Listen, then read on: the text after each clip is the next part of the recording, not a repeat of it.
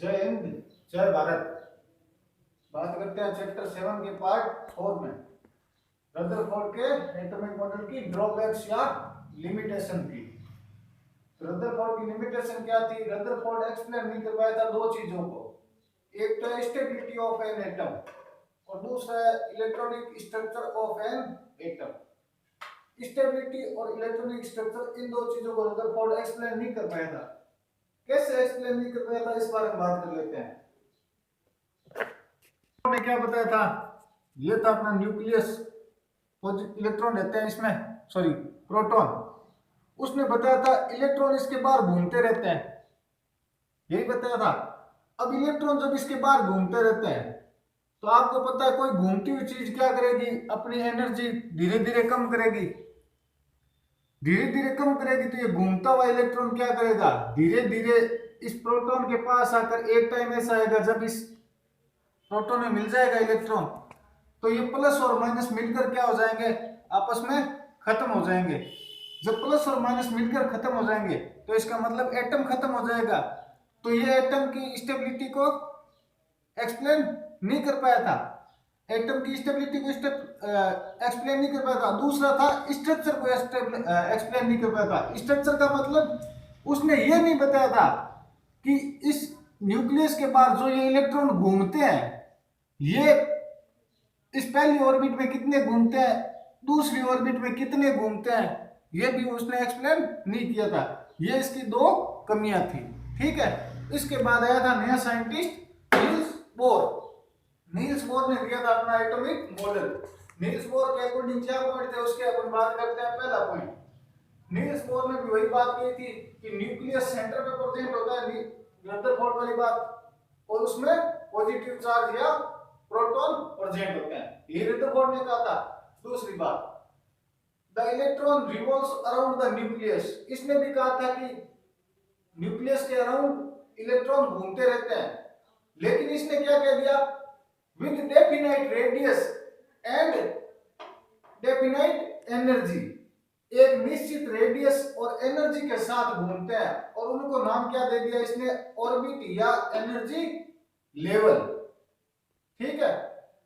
तीसरी बात, these orbits are properly arranged around the nucleus, ये properly arranged होते हैं, इनको अपन चेंज नहीं कर सकते, और can be represented by small n, और small n की वैल्यू फिक्स होती है। जैसे पहली ऑर्बिट के लिए n की वैल्यू 1 होती है, दूसरी ऑर्बिट के लिए n की वैल्यू 2 होती है, तीसरी ऑर्बिट आ गई तो n की वैल्यू 3 होती है, चौथी ऑर्बिट आ गई तो n की वैल्यू 4 होती है। और इन ऑर्बिट को इंग्लिश में अपन अल्फाबेटिकली कैसे शो करते हैं? पहली ऑर्बिट को k ऑर्बिट बोल दिया, दूसरी को l ऑर्बिट बोल दिया, और n की वैल्यू अगर 3 है तो m ऑर्बिट, n की वैल्यू 4 है तो n ऑर्बिट बोल देंगे। आगे बात समझ रहे? ठीक है। चौथी पॉइंट की बात कर लेते हैं। The distance between nucleus and orbit increases, nucleus और ऑर्बिट के बीच की दूरी बढ़ती जाती है। कैसे बढ़ेगी? देखो यहां दूरी कम है, इन दोनों के बीच दूरी बढ़ी है। कैसे बढ़ी है? Increases with the increase in value of n। देखो यहाँ पे पहली ऑर्बिट आई है, n की वैल्यू कितनी थी? 1। ये दूसरी ऑर्बिट है, n की वैल्यू 2। यहाँ डिस्टेंस कम थी तो n की वैल्यू 1 थी, n की वैल्यू 2 हुई, डिस्टेंस ज्यादा हो गई।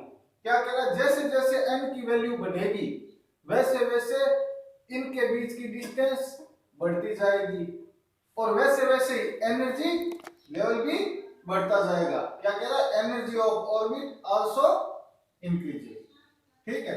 नेक्स्ट पॉइंट है, सीधा ध्यान में रखने वाला है, ज्यादा कुछ नहीं है इसमें। द एंगुलर मोमेंटम, ये आपको आगे समझ आएगा जब आप साइंस मैथ या साइंस बायो में जाएंगे। एंगुलर मोमेंटम आपके वहां आएगा, जितना आपको यहाँ समझ में आने वाली बात है वो मैं आपको बता देता हूँ। The angular momentum of electron in these orbit are is given by mvr। Angular momentum क्या होता है? Mass into velocity into radius. ये m है मास, v है velocity, into radius is equal to होता है h अपॉन 2 पाई। h होता है कांस्टेंट होता है जिसको बोलते हैं प्लांक कांस्टेंट, जिसकी वैल्यू हमेशा फिक्स होती है, अपॉन 2 पाई, या इसके मल्टीपल में होता है। MVR जिस एंगुलर मोमेंटम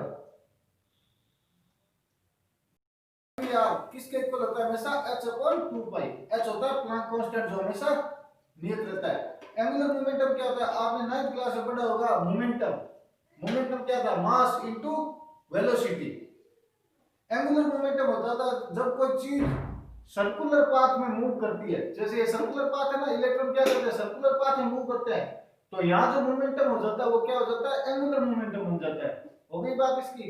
लास्ट पॉइंट की बात, छठे पॉइंट की बात करते हैं। There is no change in energy of moving electron in definite orbit. जब रदरफोर्ड कहाँ फेल हुआ था, उसने ये नहीं डिसाइड किया था ना कि जब इलेक्ट्रॉन मूव करता है तो वो धीरे धीरे कहाँ जाता है न्यूक्लियस के पास। इसने ये डिसाइड कर दिया था कि डेफिनाइट ऑर्बिट में जब इलेक्ट्रॉन मूव करता है रिवॉल्व करता है तो उसकी एनर्जी में कोई चेंज नहीं होता है। इस वजह से वो न्यूक्लियस के पास नहीं आता है और एटम स्टेबल होता है। लास्ट 7 नंबर पॉइंट है when electron absorb energy outside of an atom it goes higher energy level on excitation। कि जब लो एनर्जी लेवल का मतलब नीचे वाला एनर्जी लेवल का या ऑर्बिट का इलेक्ट्रॉन बाहर से एनर्जी ले लेता है तो इस एनर्जी की वजह से ये एक्साइट हो जाता है। एक्साइट होने की वजह से ये हाई एनर्जी लेवल में या ऊपर वाले एनर्जी लेवल में चला जाता है। And vice versa, vice versa का मतलब इसका उल्टा कि ऊपर वाले एनर्जी लेवल का इलेक्ट्रॉन जब अपनी एनर्जी एमिट कर देता है कि अपनी वाली एनर्जी बाहर निकाल दी तो क्या हो जाता है इस एनर्जी के बाहर निकलने की वजह से ये वाला इलेक्ट्रॉन नीचे वाले एनर्जी लेवल में आ जाता है। आगे बात कर लेंगे अपन नील्स बोर की भी कुछ कमियां रही होगी उन कमियों के बारे में। Thank you.